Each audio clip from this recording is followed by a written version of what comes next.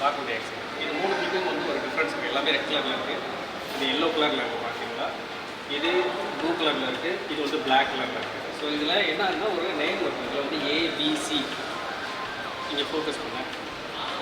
So இந்த இடத்துல ஏபிசின்னு போட்டிருக்கு, இங்கே வந்து ஏபின்னு போட்டிருக்கு, இங்கே சி வந்து இன்ட்டு மார்க் போட்டிருக்கு. இதில் பார்த்தீங்கன்னா பிசி மட்டும்தான் போட்டிருக்கோம். இந்த இடத்துல வந்து ஏல இன்ட்டு மார்க் போட்டிருக்கு, பிசி அப்படின்னு சொல்லி போட்டிருக்கு. ஸோ இது வந்து இந்த 3 கிளாஸஸ் ஏபிசி கிளாஸஸ் யூஸ் பண்ணலாம். இது வந்து ஏபி கிளாஸஸ் மட்டும்தான் யூஸ் பண்ண முடியும். இது வந்து பிசி கிளாஸஸ் மட்டும்தான் யூஸ் பண்ண முடியும். இதில் CO2 கேஸ் டைப், அதாவது கேஸ் தான் வந்து CO2 கேஸ் வந்து ஃபயர் வந்து அனைத்து யூஸ் ஆகும்.